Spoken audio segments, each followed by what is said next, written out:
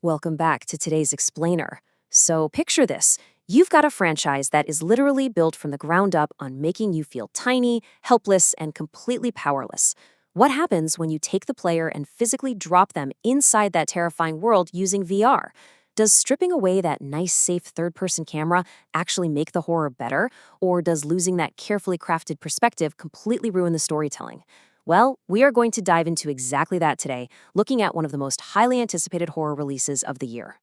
To answer that, we'll be breaking down phenomenological and technical landscape of atmospheric horror, an analysis of Little Nightmares VR. Basically, we're going to look at exactly how developer Iconic and Bandai Namco tackled this massive challenge with Little Nightmares VR Altered Echoes. We'll be looking at their technical magic, the crazy psychological shifts for the player, and some highly debated design choices that came with this leap into virtual reality. Which brings us to Section 1, the first-person nightmare. Okay, so Altered Echoes had a huge, standout demo at GDC 2026, and it officially bridges the story between the first two games. But here's the kicker. It puts you literally under the raincoat hood of Dark 6. This completely flips player psychology on its head. Think about it. In the original flat-screen games, you've got what we call dollhouse voyeurism. You're guiding this tiny character from a distance. Sure, it's spooky, but you're a safe observer. VR totally shatters that. It replaces it with proximal intimacy. You aren't just watching anymore. You have active, vulnerable embodiment right inside the nightmare. Because of this shift, the world around you takes on a completely different feeling. By lowering the camera to a child's eye level, totally mundane environments become intensely oppressive. Imagine walking around and finding a simple little matchbox, except now it's the size of your entire body. A regular row of chairs or just a stack of suitcases, they suddenly turn into near insurmountable mountains.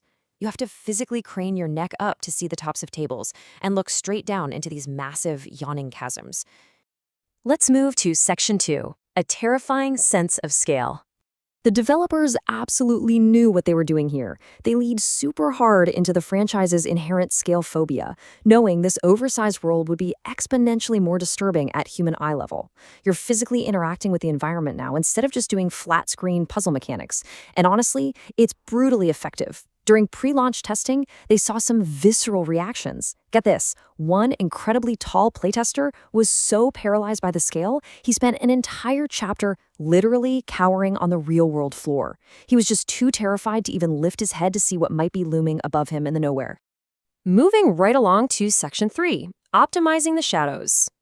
Now, maintaining that super claustrophobic, shadow-heavy atmosphere across drastically different VR headsets, that took some serious technical ingenuity.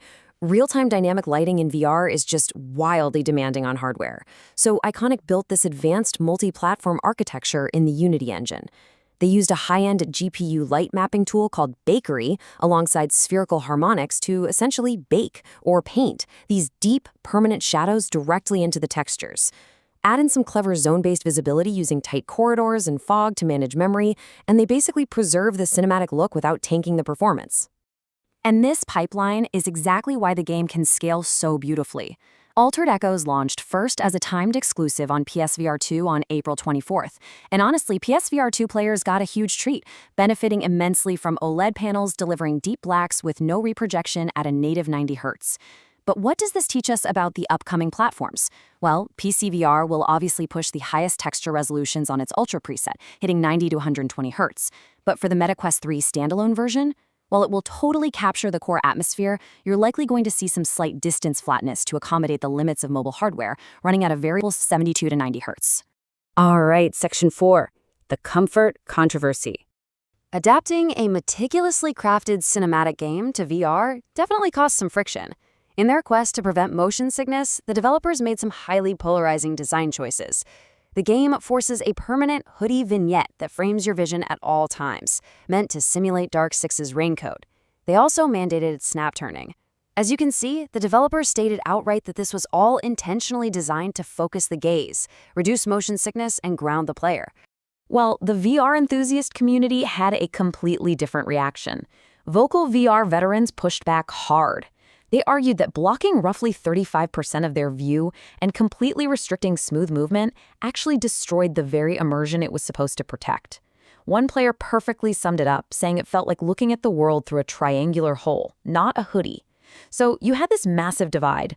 Newer players often adjusted to it and found it helpful, but experienced players felt incredibly restricted by the lack of standard quality of life options to toggle these features off.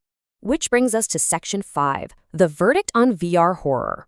That intense friction between the developer's curated cinematic vision and the player's desire for physical freedom really shaped the early critical consensus. Looking at the PSVR 2 launch, the game currently sits at a 74 on OpenCritic, and this gives us a really clear pre-launch verdict for what to expect on Quest and PC.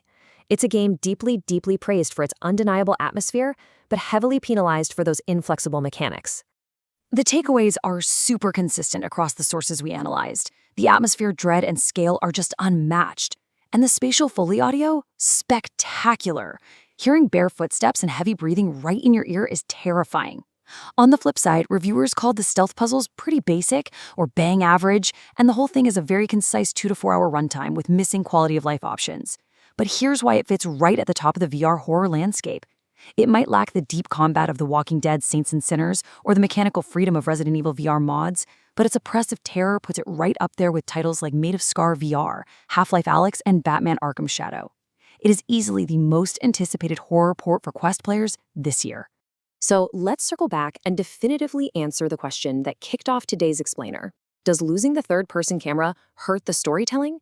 The answer is a resounding no. The atmospheric presence of VR creates an unmatched, terrifying experience. Sure, you definitely lose some of that carefully authored narrative control and cinematic framing, and yeah, you gain some mechanical friction. But stepping directly into the nightmare fundamentally elevates the horror. It transforms it into a visceral, unforgettable physical experience. Which leaves us with one final thought to ponder as the Little Nightmares universe continues to expand. We've seen that restricting your view and movement can make a game feel deeply oppressive, perfectly simulating the total helplessness of a child. But here's the real question. In the pursuit of absolute terror, how much of your own physical freedom are you willing to let developers sacrifice just to ensure you feel truly powerless? It's a crazy fine line between immersion and frustration, and one the VR industry is going to be navigating for years to come. Thanks so much for joining me for this explainer, and I'll catch you next time.